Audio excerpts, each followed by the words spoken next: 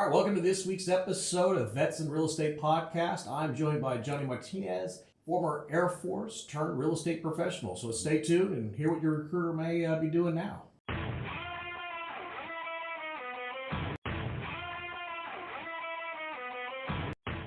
All right, Johnny, thank you so much for joining us and being willing to share your story and willing to just kind of hang out for about an hour or so. Yeah. Thanks, Will. I appreciate you. Thanks for the opportunity. Yeah. This is a great podcast platform that you got, and I'm glad to be part of it. No, I appreciate it. Thank you so much. So we're talking a little bit in the pre-show. You did a lot in the Air Force. So talk about what it was that you did in the Air Force and eventually why you decided to get out. So I was blessed to be in the Air Force for 24 years. Of course, when I first joined, I didn't know all the fruit that I can get out of the Air Force, all these nuggets, all these things that I can learn, intangible skills, tangible skills, everything, just meeting people, relationships. Joined when I was 19 years old. I had a chance to work in the civilian sector right after high school. I worked at Walgreens. And one day when I was stocking big roll toilet paper, I think we all know big roll toilet paper, I was stocking it up and I was like, what the heck am I doing with myself? I'm 19 years old. I have my parents, living with my parents, and they're telling me, hey, go get a job, go do something to maximize your potential. So I said, let me go talk to the Army. So Will, I was pretty close to joining the Army. I was being recruited by a couple of Army individuals. I had a family friend who was in the Army, and there was a Sergeant Matcham. I always remember him. He was an influencer. He said, hey, you want to go Army, this and that, change your life? And I was like, man, that sounds so cool. So I met this Air Force recruiter at my school, and he was the one that changed my life. Joined the Air Force. I didn't even know what the Air Force had to offer, right? So I listened to him. I mean, we had seen movies, all these Top Gun, even though that was Navy, and all these different things.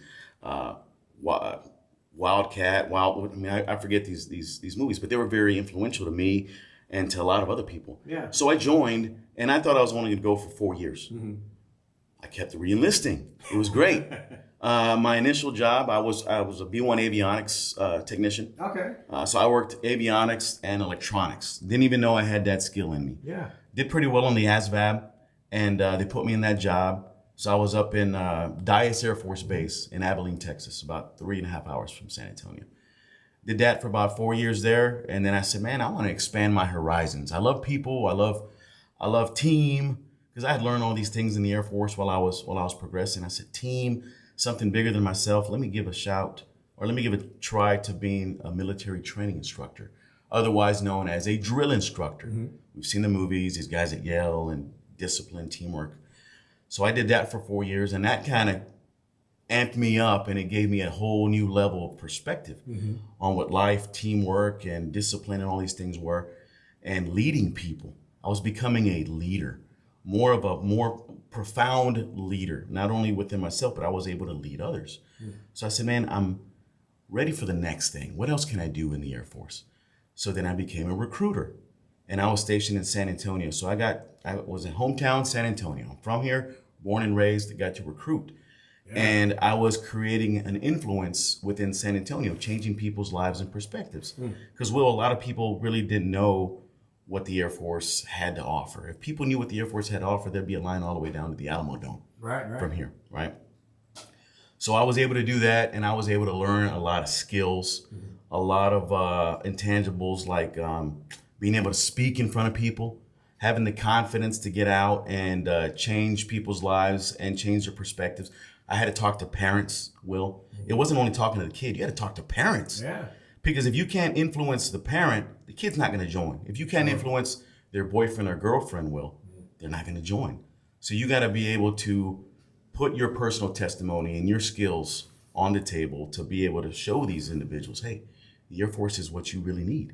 If you want money or want to get out of the country or want to do some things to, learn a new skill, the Air Force is where it's at. So I was able to do that, and I progressed within the Air Force, within the Air Force Recruiting Service, and I became a flight chief, which is a supervisor. I became a district manager, a regional manager, and I retired out of Lackland Air Force Base as a superintendent of the Air Force Recruiting School. Wow. So that was pretty cool. So I had a worldwide mindset on readiness, just influence, negotiation, sales, marketing. So that's all in my blood right now. So I was able to learn a lot of skills. And I know I answered that question with a lot of information. No, but it's all good stuff. But it's been able to be impactful in my life today. And I kind of use the same skill set in real estate. Yeah. Well, and I know the Army jokes that the best sales school you ever go to is recruiting school, right? And I would imagine the Air Force is right along with it, because how do you get somebody to sign their life away effectively to go into a career? So the stakes are nowhere near as high in real estate. I mean, assuming so, right? Did you find that a lot of that training, specifically from being a recruiter and all that, really transitioned? I mean, just, box A to box A, I mean, really was a true transition? Absolutely. The foundation was there, just taking care of people, Will. Mm-hmm. If you can take care of people and show them that you're genuine, authentic, and that you really care about their best interest, you can sell anything. True. So if I had the skill set, like you said, to sign people up for the military and sell them something that they don't know. And people have the fear of the unknown, right? We hear that, I'm going to go fight in a war, I'm going to go get shot, I'm going to get killed in Iraq, Fallujah, whatever. That's not always the case. So being able to influence these people and let them know, hey, that's not really the way it is. Just because you see these movies or you see these things on TV, it's not all like that. Sure. So if I was able to do that, in my head, I was like, I can sell a tangible, like a property, like a house, and it's a lot easier. So I think I had a lot tougher time when I was in the military, and Air Force set me up for so many opportunities that, when I was in, I didn't even realize it, and a lot of it, Will, is just the confidence and being able to relate to people as well, because people trust in what I do, because we have their money at stake, their family, their legacies, all these things are at stake, right? Their livelihoods. So we got to be able to have that trust, faith, and confidence in both parties. They got to trust me, and I got to be able to trust them. And I learned that in recruiting. So to answer your question, yes, it kind of goes hand in hand. But to me, it was a little tougher selling these young and middle-aged people on the Air Force benefits and to serve, because that is a big thing. Yeah. I mean, it really is life-changing. I mean, selling a property is one thing, and it's no small feat, but absolutely selling service and change of career and legacy, that's vastly different. So when you were kind of ending your career in the Air Force, were you like, Johnny, what am I going to do? Let me go into real estate. Was that, you already knew that's what you wanted to do, or were you just kind of go sales, we figure it out for a couple of years? Good question. Well, I had no idea. And when I retired, it was July of 2020. And what were we in the middle of? In the middle of COVID, COVID. So I didn't even have a retirement ceremony. And that kind of stung for me a little bit, because 24 years in the Air Force, and when you're in, you always have this vision. How is it going to be when I retire? How many people am I going to have there and all this? So I didn't have that opportunity. But I was able to still think about what I wanted to do, because I started real estate school right around before COVID started, right? Okay. And my wife started in real estate as well. So we're a husband and wife team. Okay. She is the lead of Top Flight Realty Group, and we've been doing this for about 6 years. But I followed her.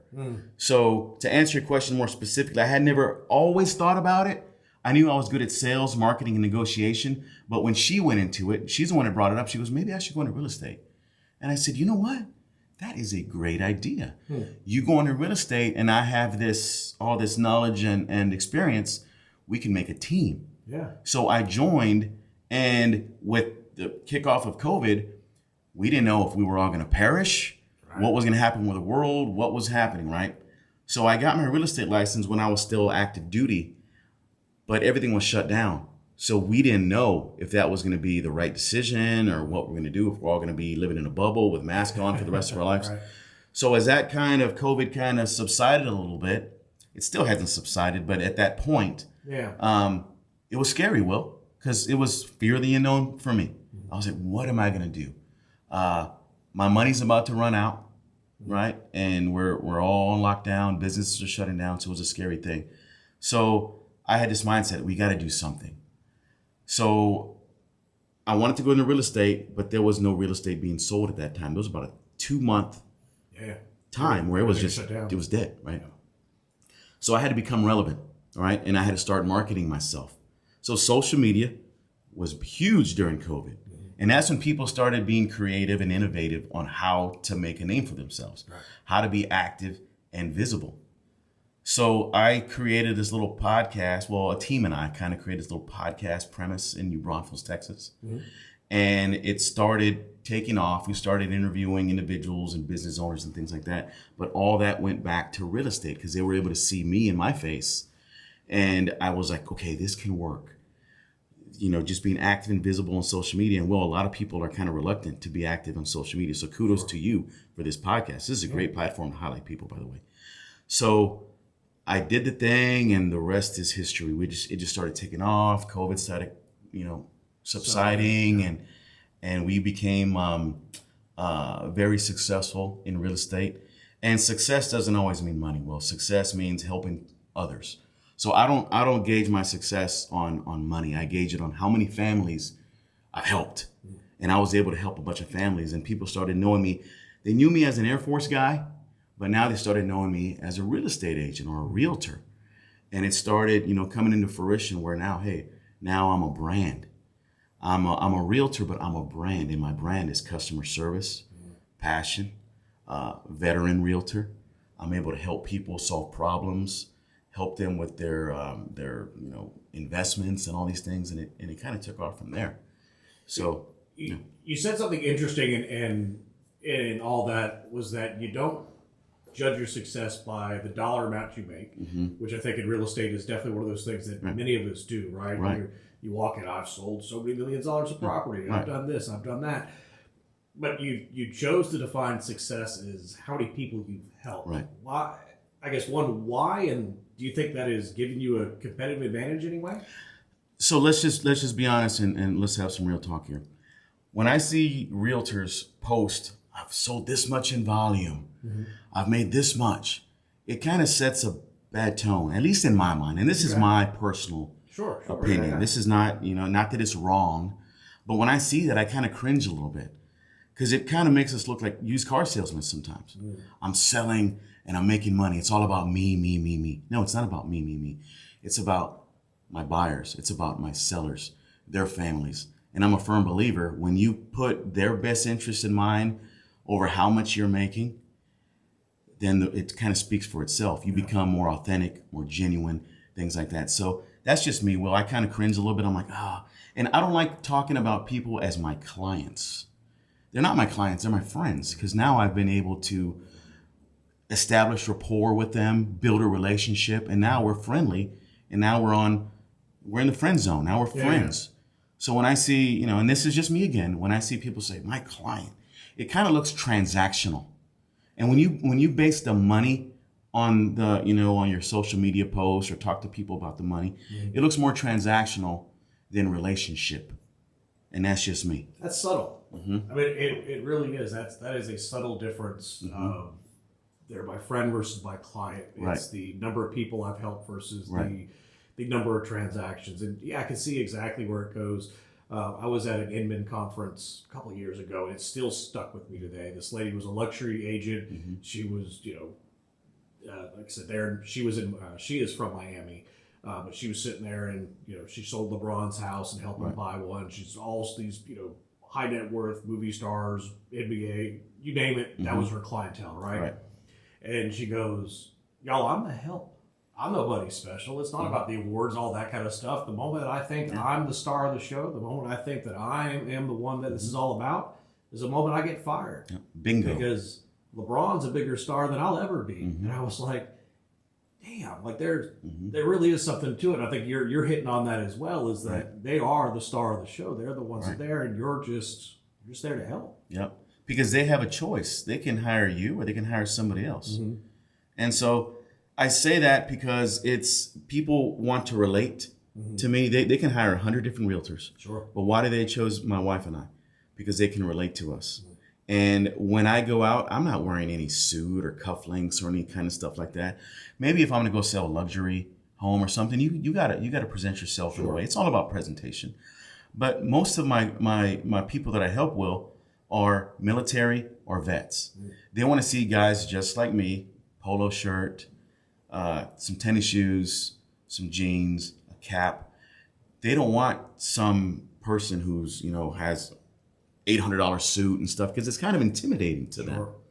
You know, so you got to dress for your audience. You got to know your audience, and you got to know what you're selling, and you got to know the impact you're making and the impression you're making on these people. So now, have you deliberately gone after military or veterans as clients, or is that just kind of naturally where your sphere has kind of been? And even with Top Flight, it the military twist to it, but does it come right out and say, hey, we're a military brokerage?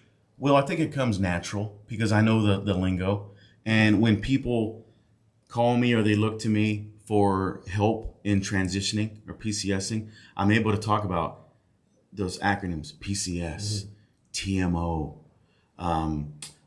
orders. Have you gotten your orders yet? And a lot of agents who don't deal with military, they'd be like, they don't even know the steps. Sure.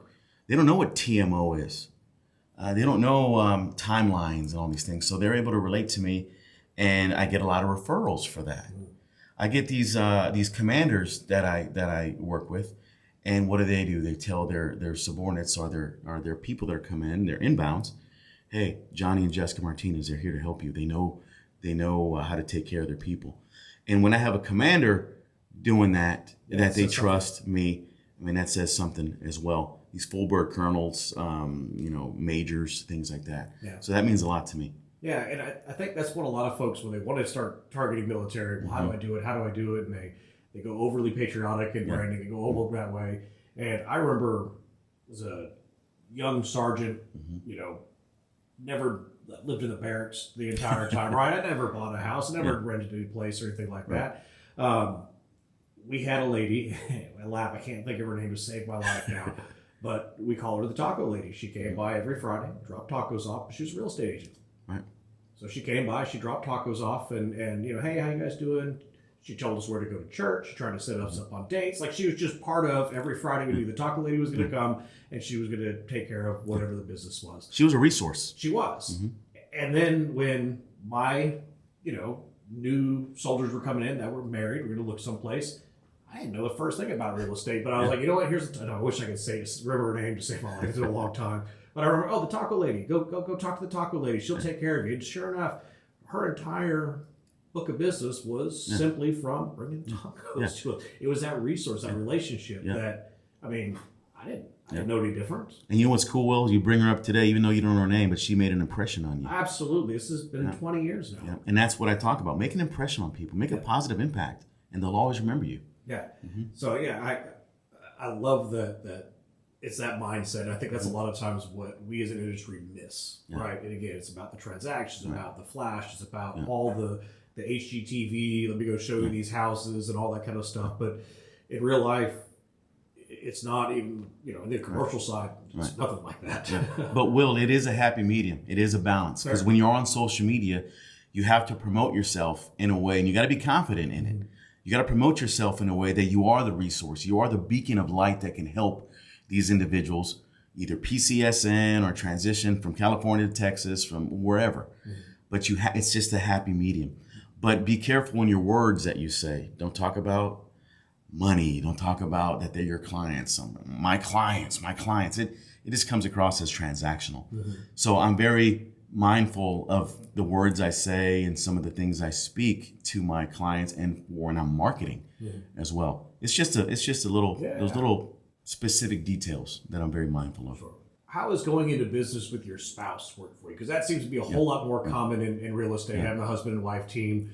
How is that transition? My wife's threatened a few times to join me, and I'm just like, I love you. You're the boss at home, but how are we going to do this? Well, it's been incredible. Yeah. So she followed me for about 20 years. We've been together 24 years, but we've been married for 20 years. So she was with me when I was an E4 all the way to an E8 whenever I retired. Okay. And we always have a good communication, and she's always been supportive. And I'm a firm believer I wouldn't be here today if it wasn't for my wife, Jessica. So a lot of people that I talk to are like, oh no, I couldn't work with my spouse. There's no way. We're yin and yang, and he's too alpha or I'm too alpha. No, you have to understand your role and your position. Yeah. I'm the fisherman. I get out there and even though she's way better looking than me, she should be the face of the franchise, and she kind of is. But I'm the one that goes out there and scoops up the business most of the time. I'm the one on podcasts. I'm the one out there building relationships in the community. Not that she doesn't, but she's more behind the scenes. Gotcha. So we are a team, and my children are part of my team as well.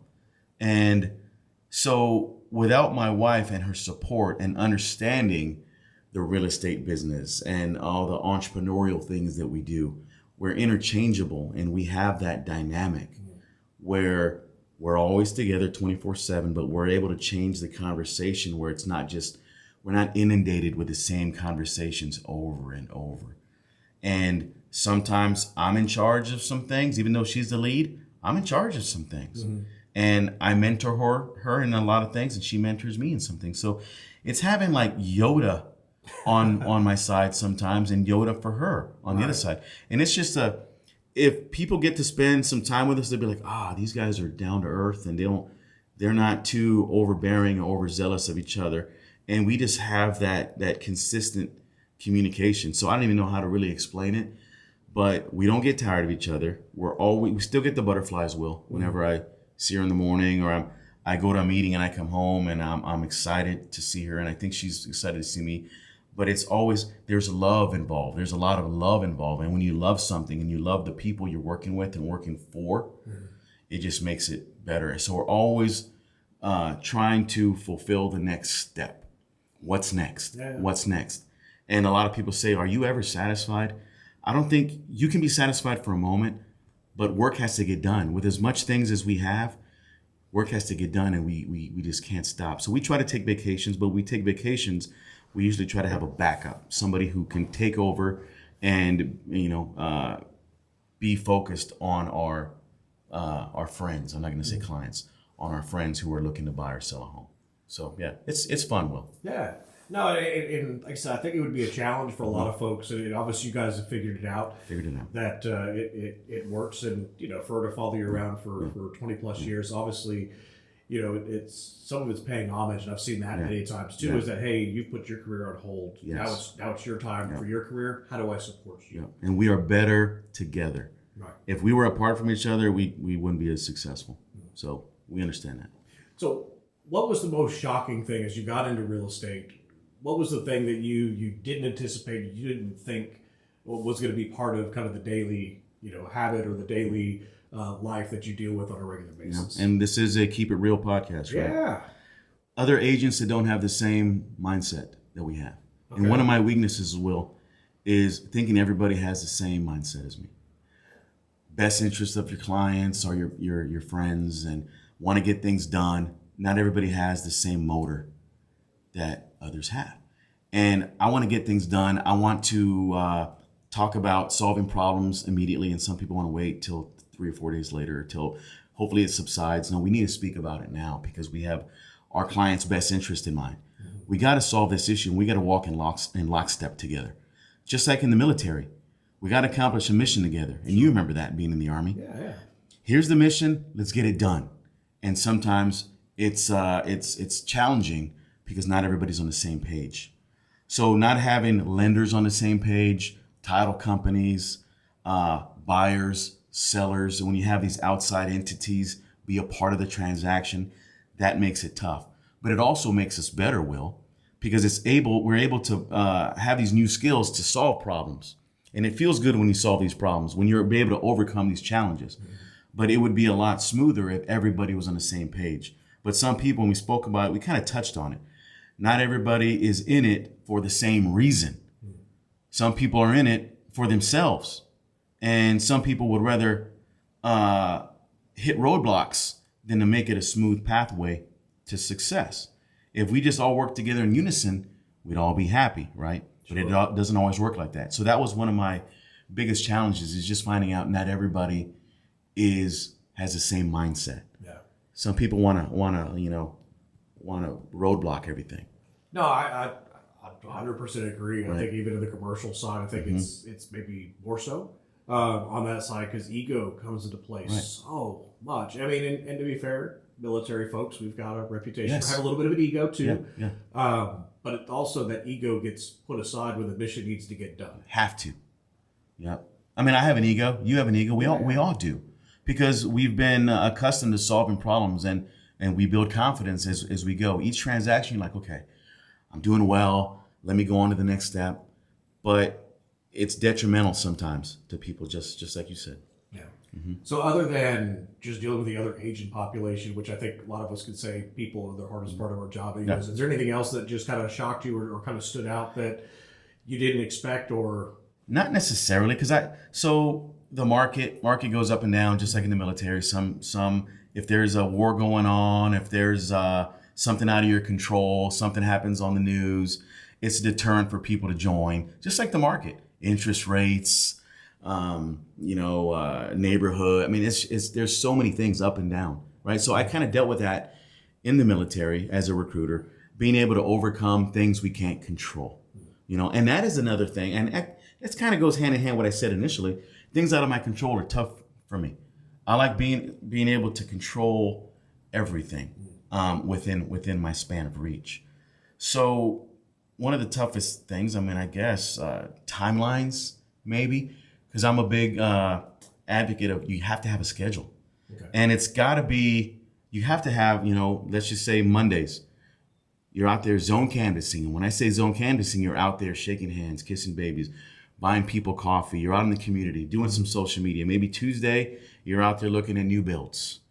Wednesday, you have your meetings with your new clients or your new friends or whatever.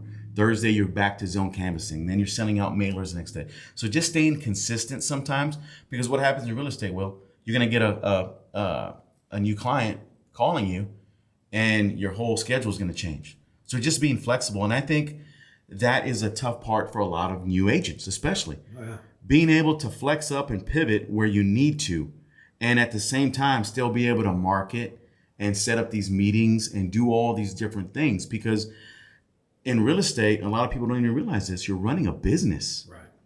You're a business owner, so to speak, and your business is your brand. And if you don't understand that your brand can get tarnished or hoisted up into success, you're sadly mistaken. And it takes a lot of hard work. And I try to tell young agents, because we have some mentees, and hey, get out there and work. If you want to be successful, you can't do that sleeping until 10 o'clock in the morning. The greatest things happen at 6 in the morning, 5 in the morning when you wake up. Right. It's just like the Admiral said. He wrote a book, Make Your Bed. Remember that? McRaven, yeah. Yep. You got to be able to have steps each day, and you got to be able to maintain a schedule. It's kind of nip me in the butt sometimes, my schedule, because I have to maintain, but I assure myself I get everything done. But there's sometimes, Will, I'm there till 8 o'clock at night. Yeah. Looking at MLS, going on the wherever, trying to find houses, and it cuts into your family time sometimes.